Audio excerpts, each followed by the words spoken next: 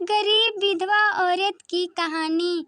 रामपुर नाम का एक छोटा सा विकसित गांव था। मतलब गांव में रहने वाले लोगों का विकास नहीं था। इस गांव में कुछ 3-4 परिवार थे जो थोड़े बहुत खानदानी थे। बाकी सब मेहनत मजदूरी करके अपना जीवन गुजारते थे। इसी गांव में सरला नाम की एक विधवा औरत रहती थी। रहने के लिए छोटा सा घर था। 2 बच्चे थे, शायद एक 6 साल का और दूसरा 3 साल का होगा।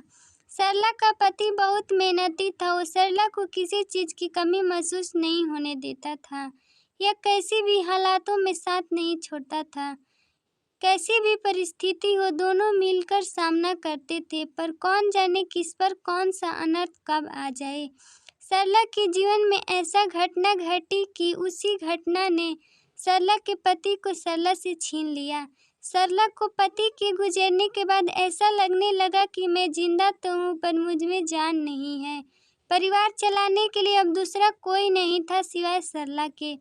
इसलिए कैसे भी करके सरला ने अपने बच्चों के खातिर खुद को उस दुख से अलग किया।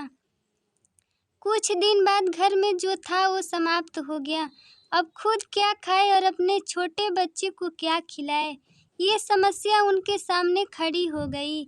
बच्चों के लिए सरला को अभी कुछ काम करना ही था। इसलिए सरला अपने दोनों बच्चों को साथ में लेकर जहाँ काम मिलता वहीं जाया करती थी और दिन भर मेहनत करके जो भी मजदूरी मिलती उससे अपना और अपने बच्चों के पेट भरती थी।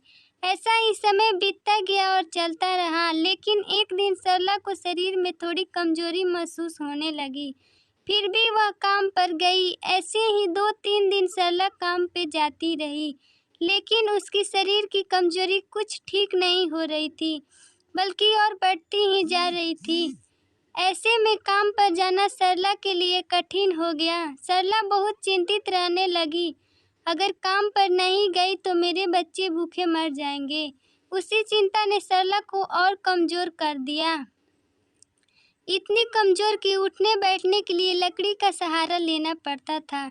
इसी कारण उसके बच्चे भूखे मर रहे थे। खाने को कुछ न मिलने के कारण और अपने बच्चों को भूखा मरते देखकर वह लकड़ी के सहारे से आज यहाँ से कुछ मांगा तो अगले दिन दूसरे ओर से कुछ मांग के अपने बच्चों को खिलाती, पर खुद भूखी सो जाती थी। ऐसे ही एक दिन वह खुद जा ना सकी तो इसलिए अपने बच्चों को खाने के लिए कुछ मांगने गांव में भेज देती है।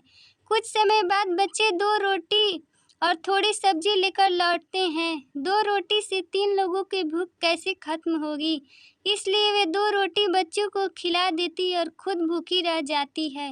वह बरसात का समय था। बिजली न होने के कारण घर में अंधेरा छाया हुआ था। अंधेरे में ही वह अपने बच्चों को एक कमरे में सुला देती है और वह दूसरे कमरे में जाकर सो जाती है। रात को तेज बारिश होती है और बिजली जोर से कड़कती है। सरला को थोड़ा आराम मिलती है, इसलिए वह गहरी नींद में पड़ जाती है। ऐसे में सरला को एक सपना दिखाई देता है। वह एकदम तंदुरुस्त हो गई है, काम पर जाती है। वह सोचती है अपने बच्चों को काफ़ी समय से अच्छा नहीं खिलाया है, इसलिए वह अपने बच्चों के लिए स्वादिष्ट खाना बनाती है। बाद में अपने बच्चों के साथ बैठकर खाना खाकर सो जाते हैं। अगले सपने में सरला ने देखा कि बच्चे जिस कमरे में सोए थे उस कमरे की छत गिरने के कारण उसके दोनों बच्चे मर जाते हैं। सपने में से सरला एकदम खड़ी हो जाती है और उसने के जान में जान आ जाती है और अंधेरे में ही अपने बच्चों के कमरे की ओर चल पड़ती है। कमरे में जाकर अपने बच्चों को देखकर सरला के चैन की सांस लेती है।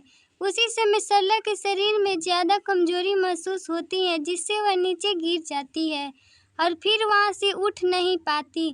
चैन की सांस सरला की सांस ले लेती है और वह मर जाती है। वीडियो पसंद आए तो लाइक और कमेंट करें। चैनल पर नए हैं तो सब्सक्राइब करें। वीडियो देखने के लिए धन्यवाद।